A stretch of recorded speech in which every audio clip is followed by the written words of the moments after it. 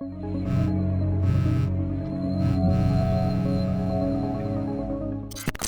there everyone, Indra here, and today I'll show you how I created this cute little mushroom hut composition in Photoshop. So these are the stock images that I used, and it took about 4.5 hours to get it all done. So without further ado, let's get started. So starting with my blank canvas, this is the base image that I chose for the entire artwork, and the image itself is really beautiful with nice variation, the mushroom at the very center, nice depth of field, beautiful bokeh at the background, some beautiful green grass and some nice twigs. So it already gives that beautiful vibe of the composition. But I made some quick copies of different elements and adjusted them, painted on the layer masks a bit to get the perfect frame that I was looking for. With that done, over here I'm just refining the grass. I selected with a quick selection tool, and then I went into the select and mask and refined it a bit. Now for the mushroom hut, we have to make the stalk of the mushroom a bit bigger and fatter. For that, I chose another image of the mushroom, and from here I separated out the stalk from the cap and I put it on top of my first mushroom, and then I went into the free transform tool warp section and tried to warp it out and get a bigger and fatter shape out of it. Once that is done, I added some levels to make the exposure correct with our overall composition.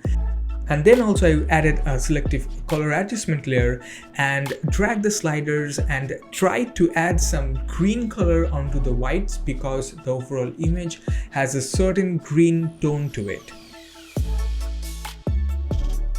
Now I am again making some more selection of the grass because we'll be putting in more elements, so we definitely need to put the grass layer on top of everything. So I am just separating out the grass and keeping things handy for our future need. Once that is done, I felt the need to adjust the shape of the mushroom, like make it a bit bigger. For that, I had to remove the mushroom from the main image.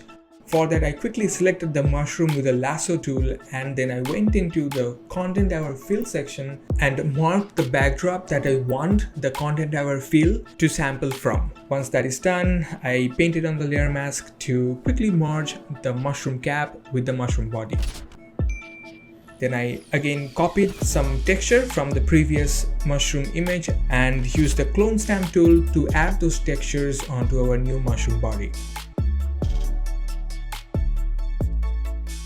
With some quick blending, I popped in another image of another mushroom. From this new mushroom, I'll be using the mushroom cap. I quickly selected it out with a quick selection tool, and I also went into the select and mask section to refine it a bit. I dropped it on top of the image, dragged it into position, and then I again went into the free transform tool, and with the warp section, I aligned it correctly with my previous shape. Once that is done, I quickly added a levels adjustment layer to match the exposure with the overall composition, and also added a selective color adjustment layer to tone down the red a bit and add some hint of green on top of it. Then again, it's time to add another mushroom, and after selecting it out with the quick selection tool, I dropped it at the position that looked good to me. I added a levels adjustment layer and also color corrected it with the selective color adjustment layer. Now once done, I realized that this beautiful little twig needs to come on top of the second mushroom. For that, I used the pen tool to cut it out from the base image, took it into a new layer and dragged the layer on top of everything.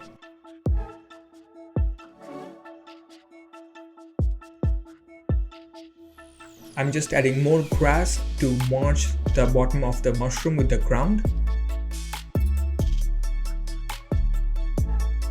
Then I again made the mushrooms a bit bigger.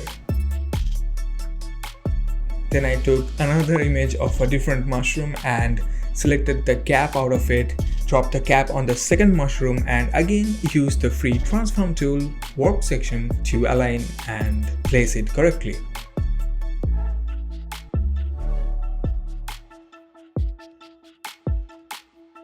Once that is done, I use the brush tool to quickly merge it with the existing mushroom's gap, and also I really liked the edge, like it had some natural organic rough edges.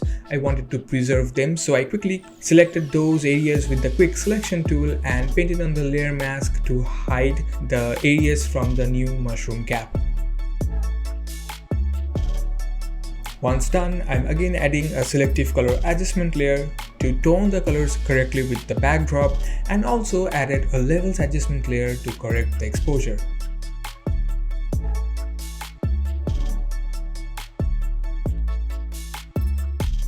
Next, I took this image of the door and extracted it out with a pen tool.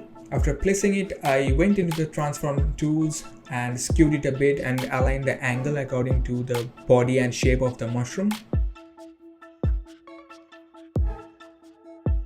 Once done, I'm using here a levels adjustment layer and again a selective color adjustment layer to color correct the door and also correct the exposure of it. Then I took a rough brush from the dry brush set that comes by default in Photoshop and made the edge of the selection a bit rough. Here I'm sampling some colors and painting manually on a new layer to blend the stone brick section that was introduced from the door image. Then I felt like the groove of the door is not looking that good, so I took another image of a door and extracted the concrete groove out of it, placed it, aligned it with the mushroom body and the door, and tried to blend it and give an impression that the door is kind of grooved in, cut into the mushroom. I'm using the puppet warp tool to bend that thin slice of concrete and align it accordingly to the arch of the door.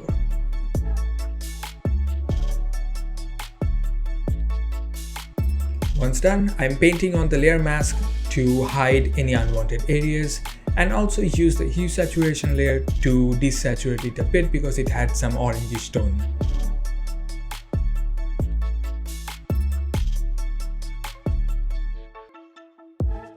Now, time to add the windows of our hut. This is the window that I'm going for. I quickly selected it with the quick selection tool, extracted it out and placed it on our hut. I used the same concrete section that I used on the door to create that sense of depth. I duplicated the same thing and added it on the frame of the window to create some depth.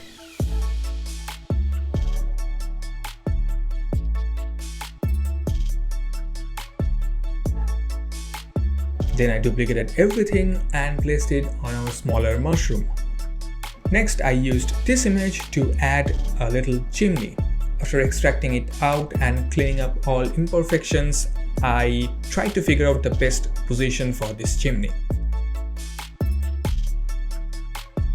Now, to add some variation on the shape of the chimney, I decided to break it at an angle from the bottom section.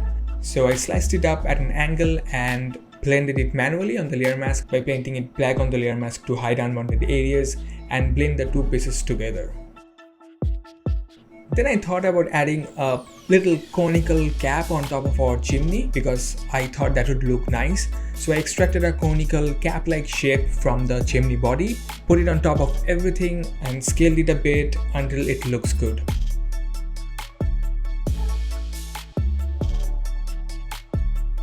Now here the square window is not looking that good with the arched shape of the door and general round shape of the mushrooms. So I thought about warping the top portion of the windows and add a little bit of arch so that it somewhat fits in to the overall shapes that we have over here.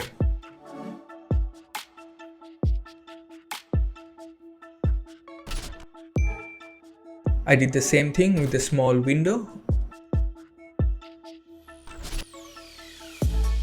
Now I'll be adding a little mailbox in front of the hut. So I chose this image and separated out the mailbox with the pen tool. Placed it in front of the hut and skewed it a bit to fit the angle correctly. Here I added a fence to add more elements and variation in our composition.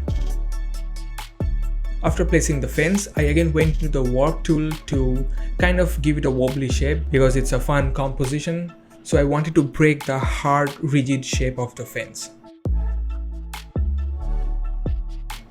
Once that is done, I duplicated it and placed it on the right side of the image.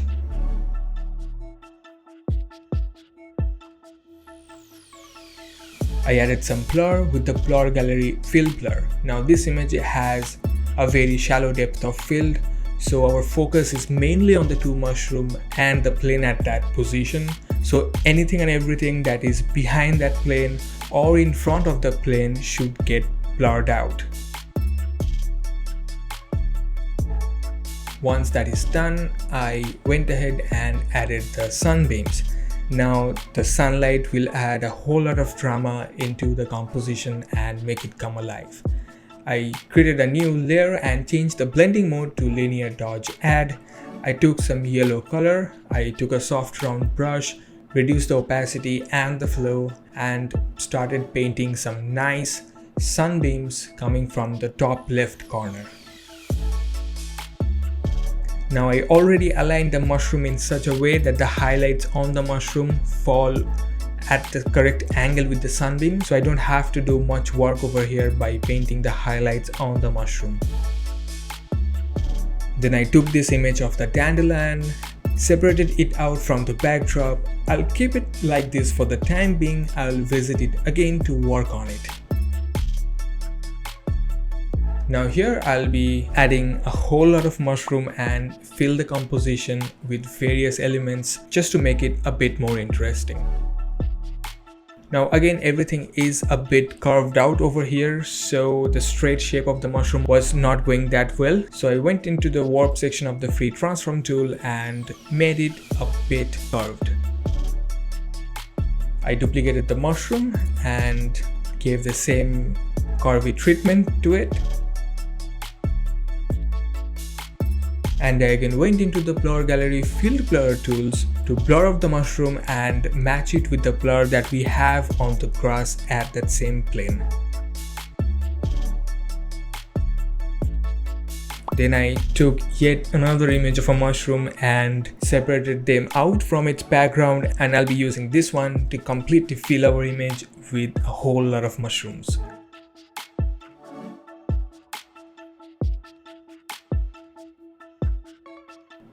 Now it's time to work with the dandelions. I started separating out each and every one of them so that I can control them better. Now the dandelions that are bigger in shape, I blurred them out just to give an impression that the bigger dandelions are in front of the viewer, and so it will go out of the plane of focus, so it would get blurred out. Also the dandelions that are very small in size, that should also get blurred out because they are at a very far position from the viewer. Once that is done, I added some hue saturation and some selective color to quickly color correct the smaller mushrooms.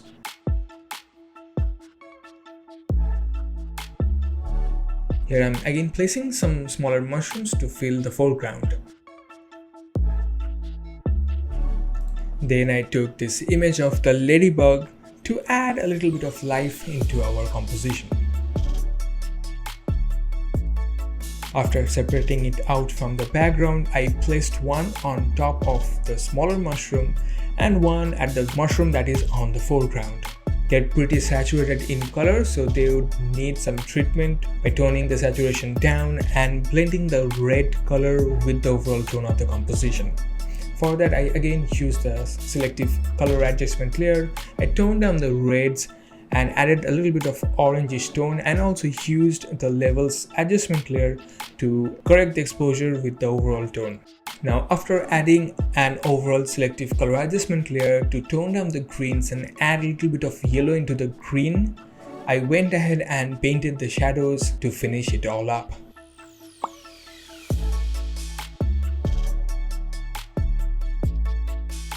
First I worked with the windows. I created a new layer, changed the blending mode to multiply, added some dark brown greenish tones and softly painted on the windows just where the mushroom cap is casting the shadow. I don't want to go too harsh with the shadow because we have an overall softer tone on our image and I don't want to lose that.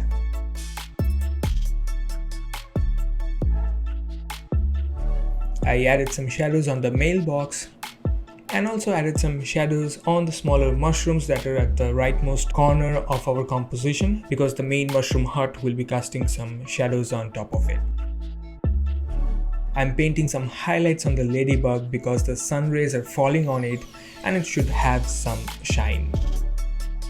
I'm manually painting a shadow over here. I just took a new layer with the blending mode of multiply. I took some dark greenish brown color and painted the shadows of the ladybug that should fall on the mushroom.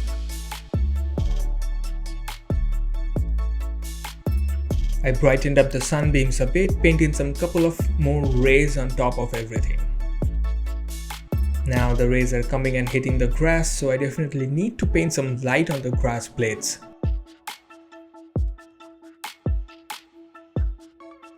I'm painting some shadows because the mushroom cap will be obstructing the light rays, so we should have some shadows based on the light shafts.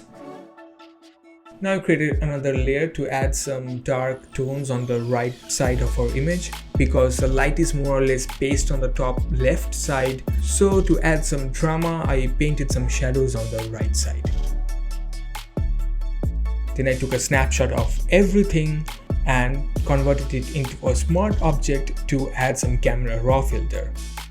I won't be going overboard with it. I just want to adjust the highlights and the shadows a little bit so that the whole image pops up.